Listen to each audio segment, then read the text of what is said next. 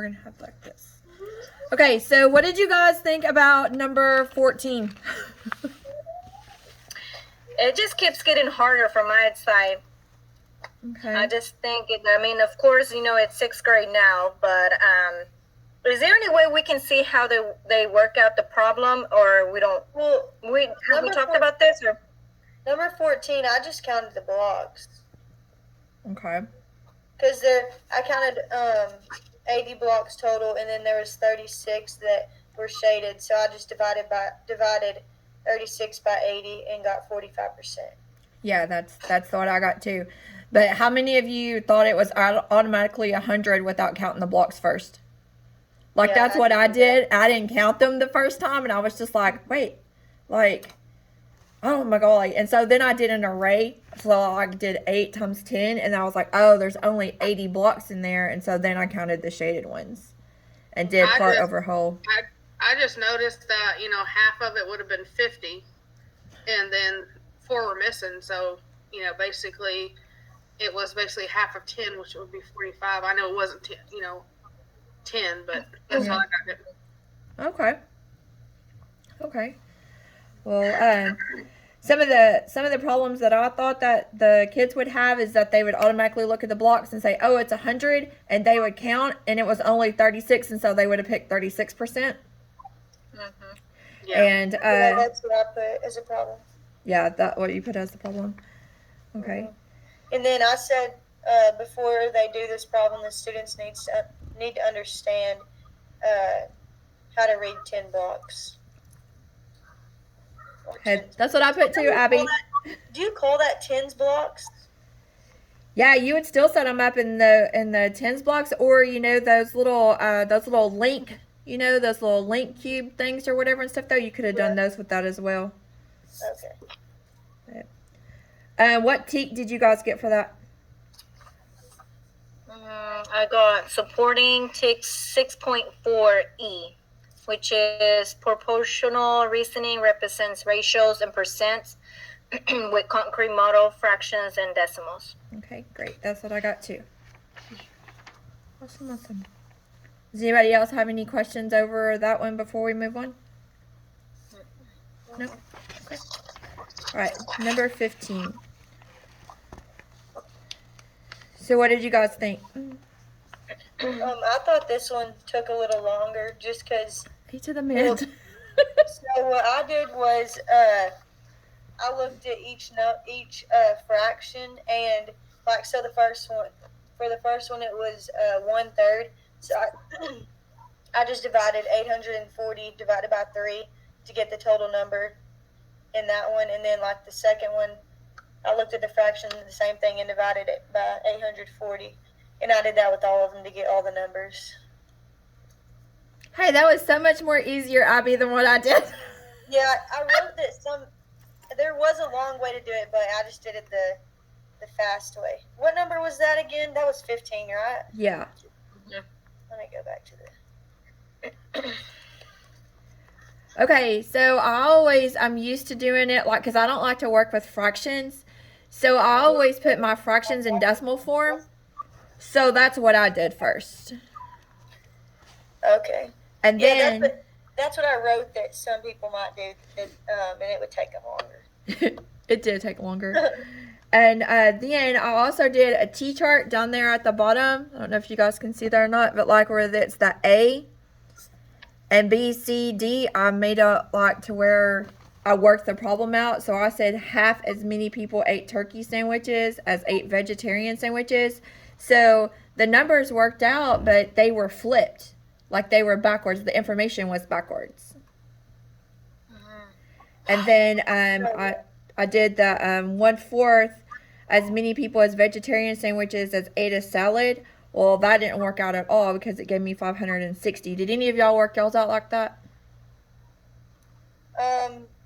Yeah. Well, the way that I did it, where I just came up with numbers, I could just look at it and easily. Yeah, I know, girl. That was so much easier, and I don't know. My thought process wasn't there on that, and I should have totally did that. That's what I did. I just turned my fractions into a decimal and figured it out that way because I personally do not like fractions. Wait, so what'd you change 1/3 to? You just said that was 33%? Mm-hmm. 0.33%. Yeah. And then you didn't like get the number 280. Yeah. No. When I worked them down, at the bottom where I said 1/3 equals x over 840, because I set it up as a proportion. Yeah. And then I got 280, and then when I set the 1/6 equals x over 840, I got 140. So that's how I knew the information was flipped. Okay. So, because I set mine up as a proportion. Did y'all do that? Yeah, I did. Yeah. Okay. Anyways and stuff though, and when we worked them all out, then we would say that C is the right answer. Mm-hmm. But some of the things that I thought would be troublesome there was like the student would struggle because they would get in a hurry and miss the information. Because like the first time reading it, I missed because I was like, "Where's the total at?" And I had to go back and reread it, and I was like, "Oh, the total's 840." So I missed that the first time around. Mm-hmm. So. I said that a problem they might have is they might try to find a common denominator rather than just finding the number with the denominator that's given, which is kind of what y'all did. Like y'all changed it to a decimal instead of just using the number at the bottom of the fraction. Yeah. I think the teacher would definitely have to teach part over whole. Like the kids would have to know that like the total goes on the bottom. Yeah. I put that if it was tough, because I let one of my kids, I was like, hey, look at this problem. And they looked at it and they were like, I would probably guess on that one. I'm like, okay. Claudia's like, yeah, that's what I would do too. Yes, because I'm just listening because I'm not good with, fractions and ratios and how to turn all that. But, I can do a little bit of, put in the fraction into decimals. I can do that, but then I just get lost. But, I agree. I think kids will probably just guess, especially because it has, the wording on top, the problem, and then it has the chart, and then it has a little bit of more wording on the bottom. Yeah. So it's a lot for them to process. Definitely. And it took a little bit of management to get the answer. So what TEK did you guys get? 6.4B. That's what I got. I got the student applies qualitative and quantitative reasoning to solve prediction and comparison of real world problems. And that's super hard for kids to do, like to get problem solved to get all the way to the end of the answer. So does anybody have any other questions on that one? Nope. No. Okay, so on number 17, what did you guys get for your answer? C. C. See, that's what I got C. also. What was some issues that you thought that kids would have with this one? Not knowing how to use the number line and like learning how to use like which way the arrow points, and if it's a closed circle or an open circle. Yes. Yeah, I said that students might pick B because the circle's still on the 14 where it needs to be, but it's open, which means it doesn't actually count 14. Okay. Well, the closed circle would mean that it included the 14. I'm like you, Abby, and the 15 would be like, or the closed circle or the open circle would mean that it was like equal to or less than instead of equal to. Because if it's got the closed circle, your inequalities states that if it's like your less than sign with the line underneath it or your greater than sign with the line underneath it, that's when you use the closed circle, and that's when you're going to have it the equal to. So that would be your closed circle. How many of y'all set that up as a as a proportion, like the 2 books each week over 28 books? I just did it in my head. 28 divided by 2. Hey y'all, Miss Usasi is going to join us. Hello, love. Hey, How are you? I was like, well, did I click the right button? I thought I did. how are y'all doing? Good. How are you? Good. Good. I was finally able to get on y'all's meet, so I was just seeing how things are going, see if y'all had any questions for me. It's pretty good so far, I I don't think. think we do. Okay. All right. Y'all's meetings seem to be going pretty well, so Yeah. So this week you will write your questions. Have y'all talked about different questions y'all want to ask teachers? We're just finishing up with the bell ringer. We're on number 17, and then we are going to talk about that. Okay, I'm just gonna sit here and listen. Okay. If y'all are cool with that. Absolutely. Okay, so did anybody set up their proportion like over like the 28 over 2? Are you talking about doing 28 divided by 2? Yes. 2 as a proportion? Uh-huh. Yeah, I just did it in my head. You just did it in your head? Yeah, the way I did it was, I'm sorry, Brittany. No, you're fine. I was just going to agree with her. That's what I did. I just divided the 28 divided by 2. Okay. And I guess I did it the wrong way. I mean, not the wrong way, but the long way. I did just like 2 equals 1 and 4 equals 2. That way they can actually see, you know, the books and how many weeks. And then that's how I got the total for 28 books. Okay, that's fabulous, Claudia. Because, like, actually, I think if you have struggling students, I think I did mine in the box. Can y'all see it in the box? Yes. So, like, I think if you have, like, that visual to sit there and tell the kids, and then they could sit there and come up with on their own, you know, especially if they don't know their multiplication and they don't know how to divide very well, it kind of gives them a visual and they can sit there and count. Like, repeated addition, you know, adding 2 to it. So I think that's a good way because my son's dyslexic, so like visual everything is, you know, key for him in learning. So like, you know, he writes down his multiplication facts on every paper. And so, yeah, I think that I like the visual. I didn't even think about doing that. It's hard to like, you know, like when you already know how to do it. So it's kind of, like, that's what I say about being a math teacher. I don't think I could do it because like, I know how to do it like my way, but like learning how to teach it is something else. Yeah, you have to have different ways of teaching it to reach all the different kids that you have in your classroom. One thing that I noticed about that problem is the word "at least" 28 books. Yes.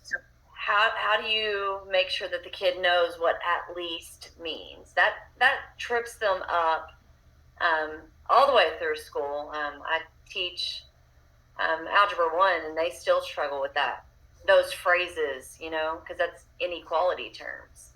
So how would y'all help the kids learn what at least, at most, like those types of words? I would tell them that at least means that is the lowest number that it could be plus more. Yeah, that's great. So, and at most, I would say this is the biggest number that it could be. Yeah. And then I would make sure that they know that it could also be equal to that. Yeah. Right. You know, so. At least. So this or more. Yes. Or at most this or less. So then representing that on a number line, because all of these I noticed have the dot, you know, on that 14. So then you have to decide, is it open or closed, and then does it go left or does it go right? Absolutely. I think also that the teacher would, you know, have to do a number line ahead of time and teach the kids how to count on the number line by 5s. Like, I think that might be a problem because they would be used to going like the 1, 2, 3, and they wouldn't know like 5, 10, 15. That I think they might get a little bit of confusion on that. So. The good thing about this is all the dots are on 14, so that helps, you know. You're really just deciphering which way it goes with that term, at least.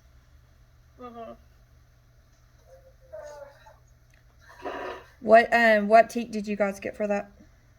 6.9b represent solutions for one visible, one-step equations and inequalities of a number line.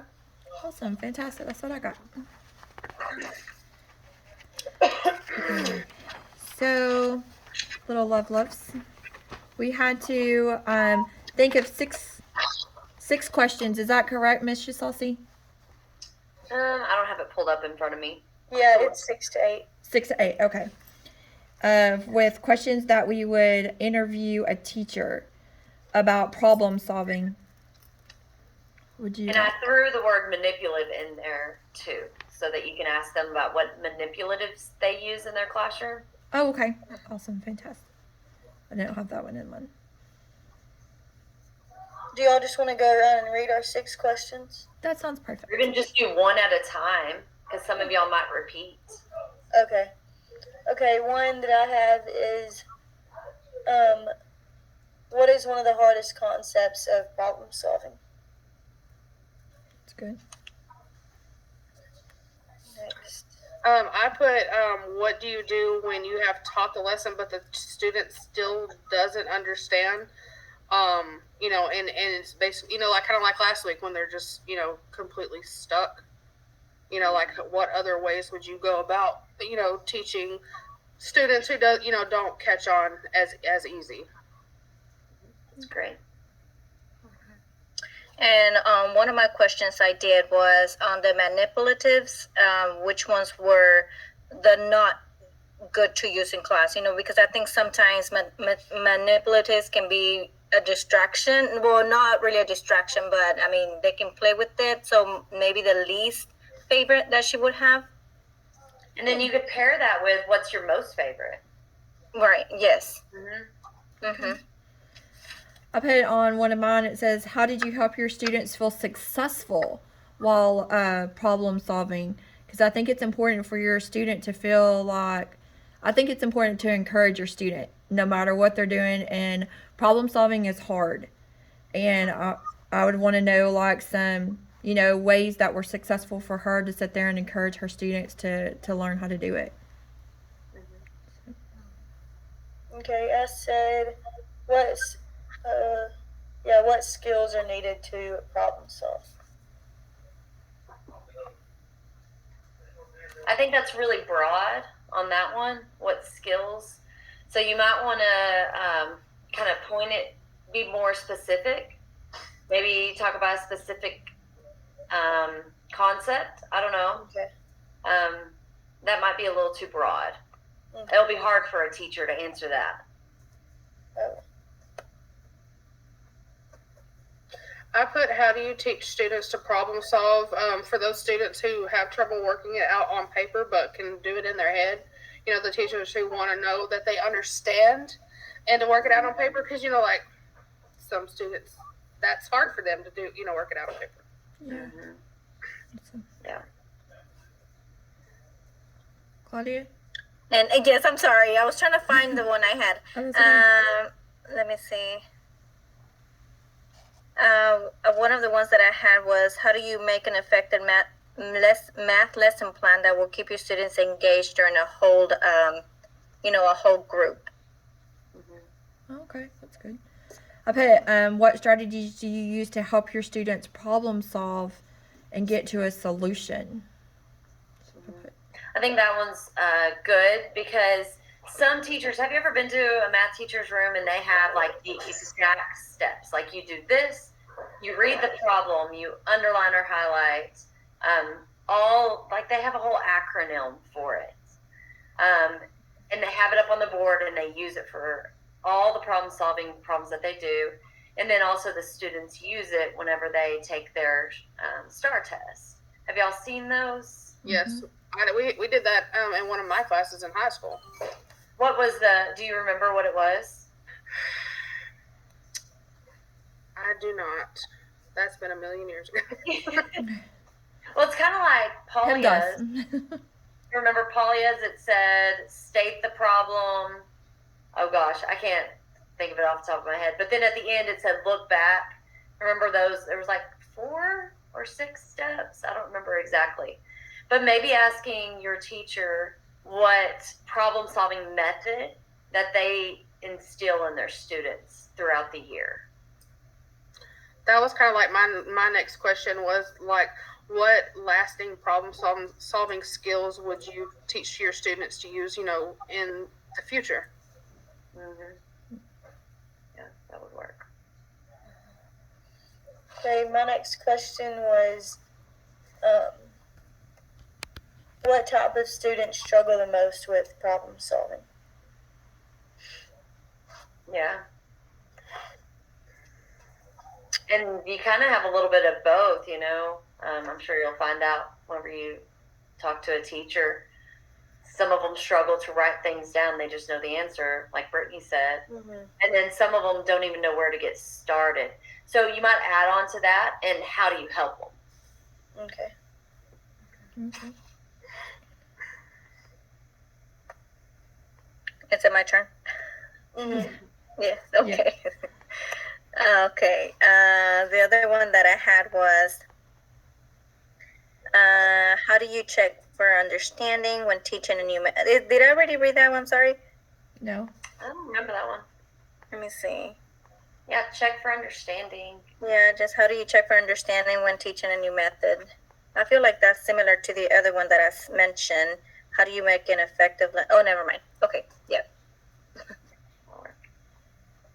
Okay. My next one was, how many opportunities do you give your students to use manipulatives in your lessons? That's what I said. That's similar to Claudia's with what do you like to use, what do you not like to use as far as manipulative. So that's good. Mm-hmm. And as y'all are hearing each other, y'all can refine your questions. Take from each other, because we're all collaborating on this. So you're welcome to combine or consolidate or refine whatever it is so that you can come up with the best possible questions for your teacher. Yeah, on that one, I just basically want to know how many opportunities do they get, like in that unit to use manipulatives? Do they like set a day out, or do they like, have a couple of days out? So that's where I was. Or pull them out whenever they're working on specific types of problems or whatever. Yeah. My next one, we've already kind of gone over it. I just put, how do you help struggling students with problem solving? We've already, other people have already said that. So. My next one was, what steps do you take if the student did not retain the information that you taught that week? Do you just, let them struggle and continue? Or, like, what would they, do to try to help them? Okay. Yeah. And of course, I asked the one about, how many years experience and what does she like, about teaching math. But I also put on mine, what is your teaching motto? Like, I think you can know a lot about a teacher just by knowing what their motto is of teaching. That's good. I put, if a student is not using the problem solving skills that you taught, but they're still getting the correct answer, just a way that they came up with, would you make them change it or let them keep doing it on their own? Make them change it. Yeah, how do you handle that? Yeah. Mm-hmm. Oh, that's good. I really like that one. That is a good one. All the rest of mine, y'all, I think we've already touched on. Yeah, that was the last one that I've come up with some really good ones, so now you can just refine it down. Do you have any ideas of who you're going to interview? Yet? I think I'm going to interview the lady that I'm student teaching with. Oh, that's great. Yeah. What about you, Claudia? I was thinking about, she's new to 4th grade, but I think she's doing math. And it will be Hosterman and at Easy Bryce. But I also like Esmeralda Silva. She's at NECMs, and she's just great at everything that she does. I like She is her. fabulous. Yes. I love her. So I think she'll have good feedback on my questions. Yeah. And now that there's not so many COVID restrictions, maybe you can do an in-person one. That'd be nice to go in their classroom and they can show you around all the different things that they do if they have time. Hopefully you can put it up and they can be able to find a time for you, because I know it's hard. Springtime is hard. What about you, Brittany? I'm going to interview the lady who I want to be like when I grow up. Aww. She teaches at PG. She's a math teacher. I actually did my observation hours with her last year during COVID, and just the way that she taught that class, there was no disruptions in that class. Those students came in, they knew what they were supposed to do. She had the stuff on the board. I mean, she just had it down. Her system was awesome. amazing. Like, I love her. She's a personal friend of mine. She has tutored my son. She's just a rock star. That is cool. Who is that? Her name is Irene Stanfield Okay, at PG. nice. Who are you going to interview, Tabitha? Miss the lovely Teresa Pross. Oh, okay. Well, she's an 8th grade teacher. She is. Oh, can I Yeah. not do her? I really want you to do EC to 6. Oh, okay. Well, I can do Nicole then. Oh, yeah. Nicole Yeah, Hawkins, she's yeah. great. Yeah. Okay. Yeah, that'll be good. All right. Cool. All right. Well, if you loves don't have any other questions, we'll end the meeting. I hope y'all all have a fabulous weekend.